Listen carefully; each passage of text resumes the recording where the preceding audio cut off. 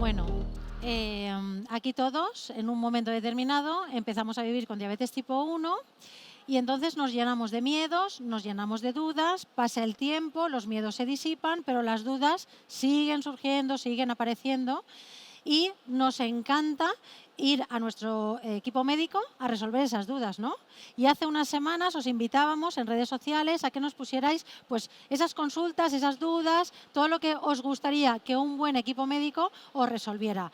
Un buen equipo médico multidisciplinar como el que tenemos hoy aquí con nosotros, porque ahora damos paso a Daria Roca, enfermera educadora en diabetes del Hospital Clínic de Barcelona, al doctor Santiago Conde, pediatra del Servicio de Salud aragonés y gran conocedor de la diabetes tipo 1, y a Carla Meneses, nutricionista y componente de la Mesa Azul.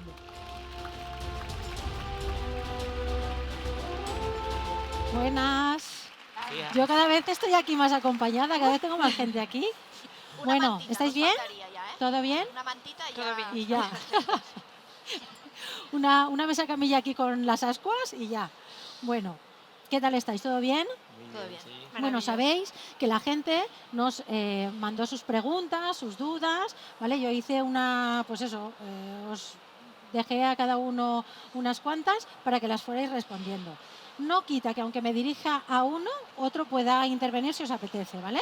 No sé si vamos a poder completarlas todas porque andamos cortos de tiempo, pero vamos a empezar. Empezamos por Carla, ¿vale? Con nutrición. A ver, ¿cómo debe ser la alimentación de una niño, niña, adolescente cuando empieza a vivir con diabetes? Bueno, es una súper pregunta, ¿no? Yo creo que es la gran pregunta que siempre se hacen las familias. Yo primero quiero agradecer y desde aquí quiero transmitir toda mi admiración a todas las familias y toda la gestión que hacen de nutrición, que yo siempre digo que aprenden un máster y una carrera de alimentación en muy poco tiempo, y eso lo primero. Saber que en un diagnóstico de diabetes se viven muchísimas emociones, muchísimas cosas y se tiene que organizar el comer, el día a día muchas veces, ¿no? Las claves que yo os transmitiría serían tranquilidad, aunque suene un poco calma, y organización dentro del núcleo familiar y, y que lo estáis haciendo bien, eso lo primero, que lo estáis haciendo bien. Y el objetivo fundamental sería, pues a nivel teórico, nutricionalmente, os puedo decir que tengan hidratos de carbono, proteínas y lípidos, pero sobre todo que os deis tiempo para organizaros, para repartir los cuidados de la alimentación dentro de la familia, ¿no? Porque ya hemos visto en las otras charlas que muchas veces se carga hacia el lado de las mujeres, de las madres. Y no sé si he respondido, pero esa parte de que lo estáis haciendo bien y que si tenéis algunas dudas os acerquéis a los profesionales de la nutrición, ¿no? Eso sería. Claro, muchas Pues, veces que cuando empiezas a vivir con diabetes, ¿no? Muchas veces te dicen, es que ahora tienes que comer mejor. Y tú dices, pues si es que yo comía ya bien, ¿no? Pero sí que es verdad que yo creo que tiene que ser al final, pues, una alimentación equilibrada, como la que llevaría cualquier persona sin diabetes, ¿no? Pero bueno, a mí me ha encantado lo de lo estamos haciendo bien, ¿eh? Esto, escucharlo. equilibrada, adecuada y sobre todo adecuada al contexto de la niña o del niño. Hay veces que queremos de repente, pues ahora vamos a comer súper saludable, ahora nos quitamos los hidratos de carbono, ahora nos podemos comprar todo lo más caro de los productos alimentarios y no es necesario, ¿no? Quizás antes lo estabais haciendo igual de bien. Cuando nosotros hablamos en las consultas de pediatría de atención primaria, la alimentación saludable que decimos para todos los niños está siendo los mismos principios que para un niño con diabetes, es decir, no hay que abusar de azúcares, hay que limitarlo, no hay que abusar de ultraprocesados, hay que comer frutas, verduras, carnes moderados y todo, y en el fondo son los mismos principios, la diferencia es el tener que contar las raciones para poder ajustar las dosis de insulina en ese sentido, pero los principios probablemente son los de la alimentación saludable, que también estamos preveniendo la diabetes tipo 2 en los niños que no tienen diabetes tipo 1. Pues ya que te has arrancado a hablar, te pregunto la siguiente a ti. Y nos preguntan los que nos han escrito, ¿cuáles son las alternativas que existen para el tratamiento de la diabetes tipo 1? Actualmente tenemos que pensar en que todas las personas con diabetes tipo 1 necesitan para su tratamiento la administración de insulina. Entonces la insulina será un pilar de la administración y lo dejo para el último por cómo administrarla. Pero siempre hemos dicho 3 pilares fundamentales: la alimentación sobre la que hablábamos, el ejercicio físico porque va a influir en la balanza de la regulación de la glucemia y la propia insulina. Pero además luego está la educación diabetológica, que al final es el soporte de decir cómo vas a aprender a manejarte con esos 3 elementos. Y para la administración de insulina, ya sabéis, hace años teníamos simplemente las jeringas que había que cargar, hemos tenido y ahora seguimos teniendo las plumas de insulina, ahora tenemos plumas inteligentes incluso, que luego nos hablarán también de ellas, que son una herramienta más para mejorar el control, y tenemos los sistemas de infusión continua de insulina, las bombas, ¿no?, que decíamos hace unos años, que primero fueron solas, luego se empezaron a apoyar en la monitorización continua y ahora ya tenemos incluso los sistemas integrados que permiten que en base a los datos de la monitorización podamos ir regulando la administración de insulina para que la glucosa se mantenga en un nivel estable durante el día. A ver, Daria, que te toca a ti. Una pregunta que si me la hacen ahora de repente yo no sabría cómo explicarlo, pero tú lo vas a saber explicar porque yo te veo en los vídeos de Soy D1 y oye, ¿eh? A ver, así, de repente, ¿cómo saber bien cuál es mi ratio? Así de repente te lo pregunto. Vale. Bueno, sí, la verdad es que quizá la gente te lo pregunta de otra forma y no le pone el nombre de ratio, ¿no? Pero lo que preguntan habitualmente las personas con diabetes es, pero si un día quiero comer de más o si un día quiero comer de menos, ¿cómo lo hago, no? Podríamos definir que la ratio es aquella cantidad de insulina que cada persona necesita en un momento del día para una ración de carbohidratos, ¿no? ¿Cómo la encuentro? Pues para encontrarla lo que hacemos habitualmente o recomendamos es tratar de que unos días, aquella comida que yo quiero saber qué ratio tengo, trato de hacer las mismas raciones de carbohidratos o gramos de hidratos de carbono indistintivamente, ¿eh? Y cuando encuentro la dosis que a las 2 horas, ¿no?, nos supera el famoso 180, pues significa que aquella dosis se ajusta a aquella cantidad de carbohidratos y es simplemente hacer una regla de 3, ¿no? Si para 5 raciones me pongo 10 unidades, para una, 2, ¿no? Era para ver si estabais Hoy que están o están dormidos o no sabemos de matemáticas, cosa que no me creo, porque de matemáticas cuando empezamos a vivir con diabetes tipo 1, sí, vamos, lo bordamos. Pero también hay que saber que nunca en diabetes 2 y 2 son 4, ¿no? Pero bueno, la ratio es algo que nos ayuda a flexibilizar cuando un día queremos comer de más o comer de menos a nivel de carbohidratos. A ver, Carla, esta pregunta, si no la hubiesen puesto, yo la digo, porque esto nos lo hemos preguntado todos. ¿De dónde salen esas raciones que cuando sales del hospital te dicen, come tanto? ¿De dónde salen? Y luego, ¿hay que cumplirlas? Porque hay un momento que dices, yo no puedo más. No puedo, no, o sea, mi hija se va a convertir en una pelotilla. Totalmente, igualmente Daria y Santiago lo confirmaréis, pero habitualmente estas raciones que nos han dicho en el hospital vienen de tablas estandarizadas de recomendaciones nutricionales generalizadas para la estatura o bien para la edad de la niña o el niño. Y casi siempre lo que ocurre es que si tienen este peso o esta estatura, pues entonces corresponden, no lo sé, me lo invento, 1.600 calorías, ¿no? Esas calorías tendrán que sacar un porcentaje de hidratos de carbono recomendados, muchas veces de recomendaciones ya, a veces, no digo siempre, ya obsoletas o un poco descontinuadas, ¿no? Me lo invento. Si es una recomendación de 50% de hidratos de carbono para esos 1.600 calorías, pues corresponderán 800 calorías, ¿no? Esas calorías las trasladan a raciones de hidratos, porque cada gramo de hidrato tiene 4 calorías, ¿no? Entonces la trasladan, imaginaros que son 800, pues trasladadas a raciones son 20 raciones. Si a esta niña o niño le toca 1.600, pues 20 raciones, les colocan pues 4, 4, 4 y las otras entre medias. Eso sería un poco la generalización, ¿no? ¿Qué pasa? Que hay veces que esta niña no necesita tantas raciones porque antes comía 10 al día, ¿no? Y ahora está comiendo 20. ¿Ahora de dónde lo saco? Lo ideal y lo que a mí me encantaría y es mi sueño es que hubiera en todos los equipos diabetológicos dietistas nutricionistas que te preguntaran, oye, ¿qué comes? ¿O qué comías antes del diagnóstico? ¿No? Y adecuar esas raciones a esa alimentación familiar. Así que esa es un poco la respuesta. No sé si... Pues yo ya me he quedado a gusto porque de verdad que no lo entendía. Tranquilidad, no se tienen que niños seguir. Que con esa edad comían esas cantidades. Sí, yo creo que ha dicho una cosa muy importante Carla. Primero, que sería bueno que en todos los equipos hubiera nutricionistas. Por ejemplo, en el clinic no tenemos esta suerte, pero sí que partimos mucho de lo que hacía antes esa persona. Es decir, hay que valorar qué hacía antes, porque si lo que hacía ya, pues hacía 12, 13, 14 y ya le estaba bien, ¿para qué le vamos a poner 20, ¿no? O al que le pones 12, porque le tocan 12 o 15, me lo invento, pero es que él hacía 25 y ya le iba, ¿no? Entonces hay que, y bueno, que yo creo que ha dicho algo muy, muy importante, que es partir del punto de partida previo de la persona antes de tener diabetes. Individualizar a cada Individualizar, que persona. al final es Claro. la clave. A ver, Santi, te voy a hacer una pregunta que si yo pasara el micro tendríamos versiones para regalar. Vamos a ver, así un poco, ¿cuáles son los requisitos que hay que cumplir para poder llevar bomba de insulina? Es una pregunta Te he puesto en una tesitura, ya lo sé. probablemente lo más complicado que nos podáis hacer aquí, y yo me lo esperaba, porque contando con padres, y que muchos tenéis la duda de por qué mi hijo sí, por qué mi hijo no.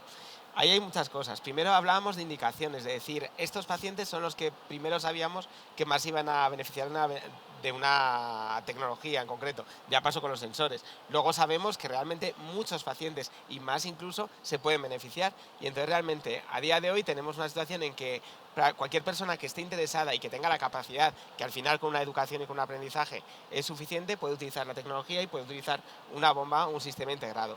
Pero también tenemos 17 autonomías distintas, con un sistema sanitario diferente y unos recursos que están limitados. Entonces, al final, el que más sabe es el equipo diabetológico que estás llevando, decir qué recursos tengo y qué pacientes se van a beneficiar más de esos recursos. Entonces, a lo mejor habrá personas que están bien controladas con lo que tienen, que están a gusto, que están confortables con lo que tienen, y que incluso les plantearías, ¿quieres una bomba? Y te dicen, más adelante, estoy bien así. Hay personas que crees que se beneficiarían y que no llevan un buen control, y a lo mejor te dicen, no, es que yo no quiero llevar una bomba, un adolescente, por ejemplo, ¿no?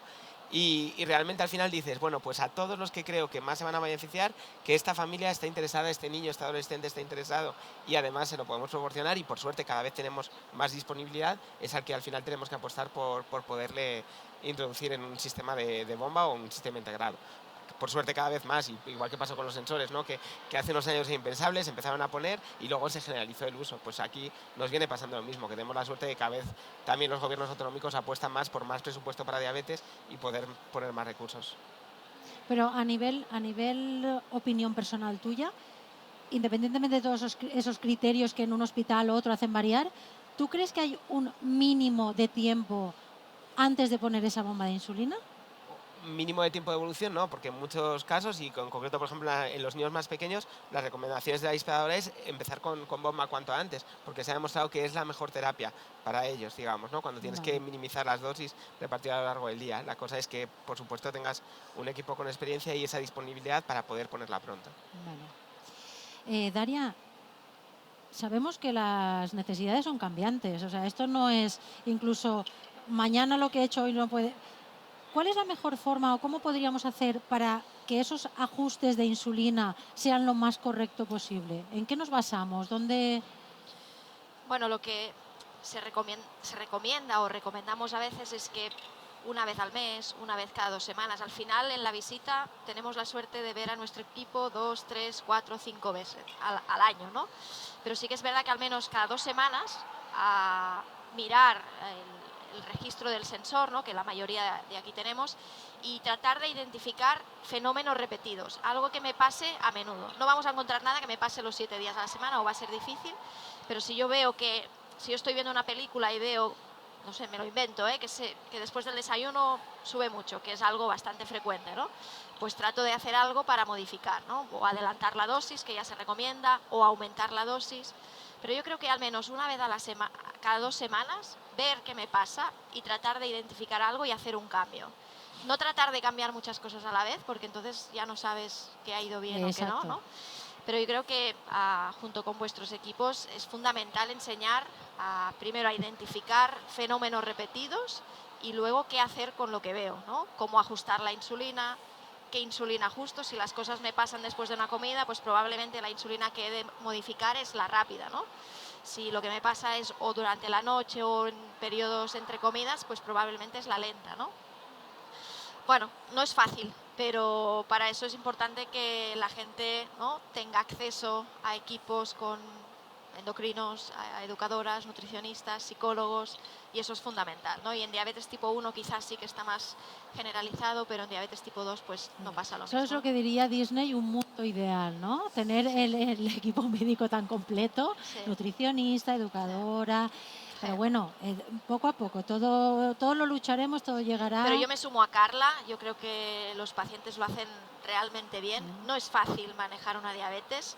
Habrá días que, ostras, es que he hecho lo mismo y el resultado es una carrera de fondo, la diabetes, y para eso estamos pues ayudando, dando agua, ¿no?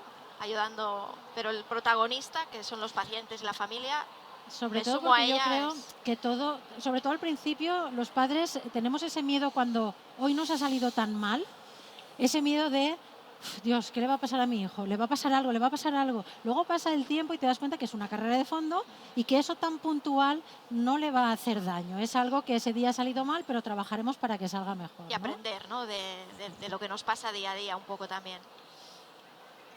Carla, la pregunta del millón. ¿Cómo aprendemos a contar raciones de hidratos de carbono?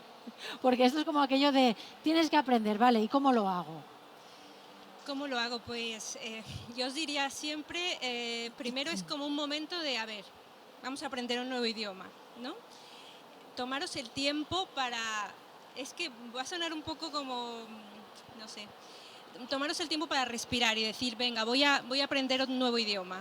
Es un nuevo idioma, ¿no? A veces hablamos con mi compañera Rocío de que es otras gafas, es una carbovisión, es otra lectura, ¿no? Entonces, entrar a esa dimensión de contagio, en términos sociológicos se llama racionalización de la alimentación. Es decir, empezamos a ver un plato de espaguetis ya no como un plato de espaguetis, sino como 60 gramos de hidratos de carbono.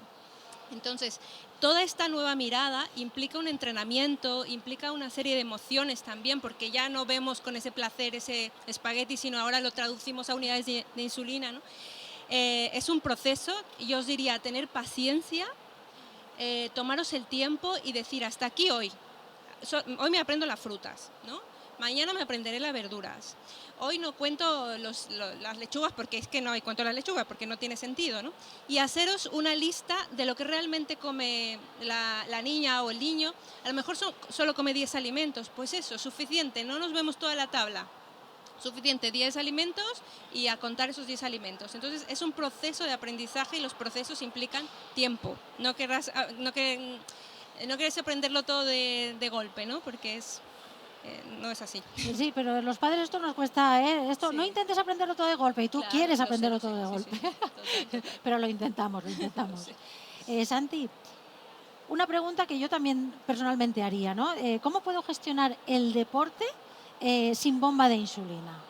¿Cómo lo hacemos? Teníamos una sesión con Serafín Murilla y Venga, que igual nos venga. ayudaba más Lo también. pasamos por aquí. A ver, yo he hablado con algún deportista experto en diabetes, deportistas profesionales, que algunos se manejan con bomba y otros dicen, no, yo prefiero seguir manejándome con una pluma de insulina. Por ejemplo, una carrera, dices, no voy a correr 8 horas, 10 horas de una carrera de montaña, precisamente llevando una bomba a cuestas, ¿no? Y a la vez me sirve el llevar una pluma de insulina para decir, si en este momento de la carrera parece que me he pasado con los geles, me he pasado con suplementos de carbohidratos y tiendo a estar alto, voy a poner una dosis muy pequeñita, porque la sensibilidad de insulina ahí está a tope, y muy pequeñita para poder bajar y tener la seguridad de no tener una hipoglucemia, ¿no? Entonces, al final, para mí lo más importante en el ejercicio es tenerlo programado, saber cómo respondemos normalmente, saber cómo responde el niño o la niña, y en función de cómo responde y lo que vamos a programar que hacer, pues saber si vamos a hacer un ejercicio más o menos intenso, habrá que reducir siempre un poquito la insulina rápida de antes del ejercicio. Habrá que ver la glucemia antes de empezar el ejercicio y habrá que ir consumiendo algo de hidratos de carbono durante el ejercicio para no tener una hipoglucemia. Si están altos un poquito antes, pues asegurar que haya buena hidratación. A veces incluso puede ser necesario una pequeña dosis de insulina y sobre todo asegurar que no hay cetosis tampoco antes del ejercicio, cuando hay una hiperglucemia, porque empezar a hacer ejercicio con cetosis supondría empeorar la cetosis y empeorar las cifras de glucemia, porque lo que te está diciendo es que le falta insulina en ese momento. Y luego controlar muy bien la alimentación, tomar suplementos cuando hace falta y mucho cuidado cuando el ejercicio es prolongado, por ejemplo en las excursiones de día que tenemos, que incluso hay que reducir la insulina lenta el día antes o la mañana antes si la pone por la mañana, para reducir el riesgo de hipoglucemia también, y controlar las horas siguientes, la noche siguiente cuando el ejercicio ha sido largo, para que no haya hipoglucemias tardías también. Bueno, nos queda poquito tiempo, pero sí que le quería preguntar a Daria una pregunta que creo que es importante y mucha gente pues no sabemos, que es, Daria, ¿se pueden modificar los horarios de la insulina lenta? Sí, yo creo que con las insulinas, a la diabetes en general le gusta el orden, ¿no? Eso lo sabemos, ¿no? Pero sí que es verdad que la vida a veces es totalmente desordenada. Con las insulinas que tenemos actualmente y sobre todo las insulinas lentas, las rápidas sí que te permiten a día de hoy, pues cuando como me la pongo, si puede ser 10-15 minutos antes, pero las lentas cada vez más, de hecho en función del tipo de lenta que tenga, pueden variar entre 1, 2, 3 horas y hay inclusive algunas que te dicen que puedes pincharla hasta con 8 horas de diferencia, ¿no? Yo creo que a día de hoy las insulinas nos dan flexibilidad, la flexibilidad que tenemos en nuestro día a día y sobre todo la flexibilidad de los jóvenes y los niños, y sí, no pasa nada por no ponerla siempre en la misma hora, ¿no? Bueno, voy a hacer la última pregunta a Santi porque es una pregunta que es verdad que mucha gente no nos informa y es interesante conocer esto, ¿vale? Y hablo del glucagón inyectado. No sé si os han dicho alguna vez, el equipo médico, que se pueden inyectar minidosis cuando no hay pérdida de conocimiento. ¿Esto se puede hacer? ¿Cuándo se puede hacer? ¿Y de qué forma debo hacerlo, Santi?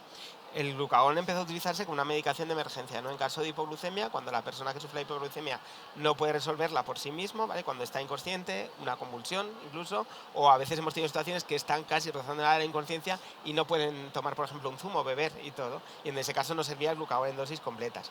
Pero hoy en día hemos ido utilizando ya con mucha experiencia el glucagón en minidosis y lo utilizamos sobre todo en situaciones en que se tiende a la hipoglucemia, a veces no hemos entrado en la hipoglucemia todavía, pero no hay tolerancia por vía oral, ¿no? Pues un niño muy pequeño que no quiere comer, o hay vómitos, por ejemplo, y en esa fase de vómitos, aunque tú ingieras, estás vomitando y no remonta la glucemia. Entonces usamos el glucagón en minidosis.